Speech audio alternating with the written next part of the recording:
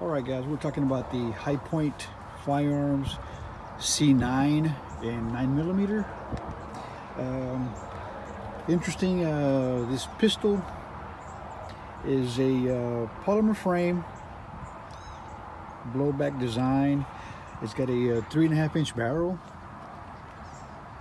It comes with one mag. This particular model comes with one mag. It's an 8-round mag. Now this C9 does accept the plus P rounds. If you guys were interested or curious, if it does take a hotter round, it does take the plus P 9mm rounds. There is a revised version of the C9, which is the YC9, which comes with a threaded barrel, front serrations, and accessory rail, which this one doesn't. But if you're looking for a more tactical look, the YC9 might be something you might be interested in. Now, this company was funded in 1992 here in the U.S. by Mr. Mike Strezel. I hope I said that right. But we're going to be reviewing it and shooting it and see what it does. I know I've had a lot of good talk about it. I've had some bad talk about it. So we're going to find out today what it does for us. How's it going? Johnny with South Texas Firearms Training. We're going to be doing a video of what I promised you guys, the HiPoint C9.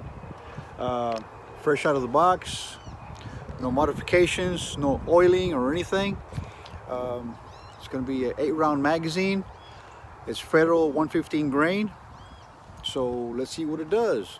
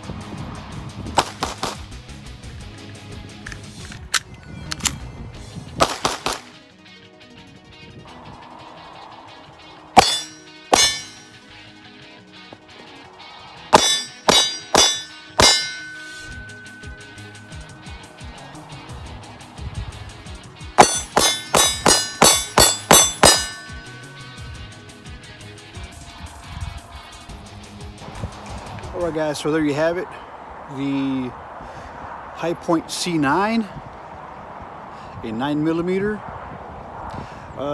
One thing I didn't point out is that external safety here, most of you guys that know me, I don't like manual safeties, especially external manual safeties up here. I did have some issues when I was coming up around. I managed to hit that a little bit with my thumb on the thumb rest here, and it wasn't firing. So it's just a little, if you move it just a little bit, you're in here by your thumb, move a little bit, it won't fire. It's got to be all the way down. So that's one of the issues I had when I was shooting or reloading. I would put my thumb back in here, and once I put my thumb in here, this lever will go up a little bit, like halfways, and it would not fire. So it has to be all the way down to fire. So that's one of the things I hate about external safeties on here. So that might be something that they might have to work on. But other than that, it shot okay. It shot good, straight out of the box. At the very end, I did put a little bit of Z-Max oil. Shout out to my buddy Ralph Blue from Blue Scorpion Protection. Sent me some good stuff here. I put some of this here on there, and it worked a little bit better. The slide was a little gritty, but now it's a little bit smoother now. It's cycling a little bit better, and it's moving a little bit better. So that's a good thing. The other thing that needs to be improved is gonna have to be the magazines. I did oil the magazines as well. They're a little kind of, they have a little drag on it, and as you saw, the magazines do not eject. You're gonna have to pull them out. So as soon as the pistol goes dry, they do not fall. They kind of like hang. So you're gonna have to pull them out of here, put another one in there, and get to work. But the magazines, I don't know what it is. If it's the magazine well, or probably the magazine. I can feel the magazine a little bit gritty and a little bit too. It's not smooth. Okay, so if they can improve the magazines, of course. Cost of production might be going up if they do have to improve the magazines, the surface of it. But it's oiled. This is oiled, but it's not shiny or anything. It's real matte finish, and it's real rough. I might have to get some fine sandpaper, maybe just sand these out, and maybe it'll work. But they do need to improve on the magazines. Every now and then it wouldn't feed, and it is a little gritty, coming back and forth, up and down from the magazines here. It is a little gritty, and you can hear a little bit of the grit here. So it's probably the same type of surface inside the mag as it is outside the mag. But that's the only hang up. I was using a Federal red box right here. I was using the Federal red box, 115 grain American Eagle. It's good ammo. It's good ammo. So it wasn't the ammo; it was the magazine. It was the magazine not feeding it correctly.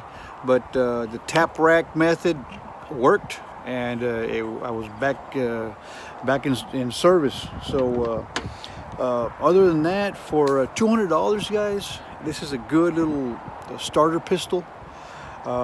It's not my everyday carry. I wouldn't recommend this for everyday carry, not unless you have numerous hundreds of rounds through it, that it'll justify you saying, you know what, I'm comfortable with this pistol, and I'm going to be carrying it to save my life, to save my family.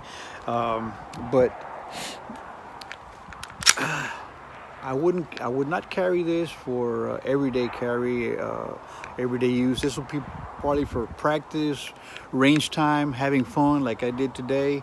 I did shoot about 100 rounds today through this one here, which is not enough, but given the issues with the scarcity of ammo, 100 rounds is about as much as I'm going to do today on this here.